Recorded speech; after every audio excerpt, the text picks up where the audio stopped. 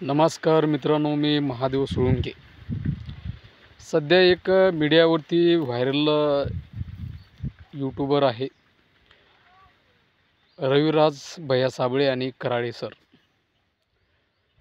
हे दोन्हीही शेतकऱ्यांच्यासाठी अत्यंत महत्त्वाचे आणि पोटतिडकीने मुद्दे त्या ठिकाणी शेतकऱ्याच्या समस्याबद्दल मांडत असतात। ते स्वतः शेतकरी आहेत, पण दोन्ही माझ्या बांधवांना कळकळीचं सांगणं आहे की आपण शेतकऱ्यांच्याबद्दल अत्यंत चांगल्या प्रकारचे मुद्दे त्या ठिकाणी सतत मांडत असतात, पण सध्याच्या घडीला आपण कराळे मास्तर आणि रविराज भैया साबळे यांच्या दोघांमध्ये कशामुळे काय झालं काय माहिती काही सांगू शकत नाही, पण त्यांचं थोडं एकमेकावर प्रतिआरोप चालू आहे।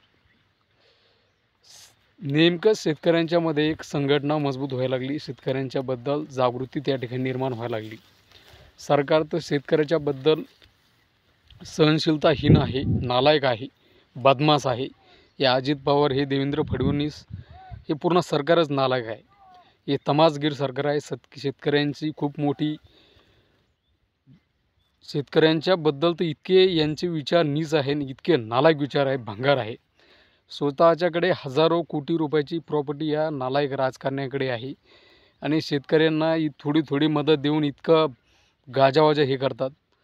आणि या समस्येबद्दल आपण सतत रविराज भैया साबळे आणि कराळे मास्तर हे सतत बोलत असतात सरकारबद्दलही, आणि शेतकऱ्यांच्या समस्या सरकारपुढे त्या ठिकाणी दाखवत असतात।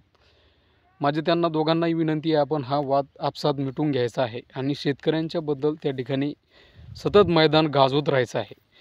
भविष्यामध्ये शेतकऱ्यांच्या हिताचे अनेक निर्णय आपल्याला सरकारला घेवायस भाग पाडणं आहे, म्हणून आपल्यासारख्या लोकांची गरज शेतकऱ्यांच्या हितासाठी आहे। आपला असा वाद आपसामध्ये चालू राहिला तर भविष्यामध्ये शेतकऱ्यांचा वाली कोणी राहिलेला नाही। आता बच्चू कडू साहेब यांचं काय झालं काय नाही काही सांगू शकत नाही। मग आता शेतकऱ्यांनी बघायचं कोणच्याकडे, पाहायचं कोणच्याकडे, कोणाच्या आधारावर त्या ठिकाणी आपल्या गोष्टी त्या ठिकाणी हे करायच्या, शेअर करायच्या। त्याच्यामुळे यांचा जो आपसातला वाद आहे यांनी तो मिटून घ्यावा, एकमेकावर टीका करू नये। आपल्यासारख्या लोकांची भविष्यामध्ये खूप गरज शेतकरी प्रवर्गासाठी आहे, एवढंच मी बोलतो।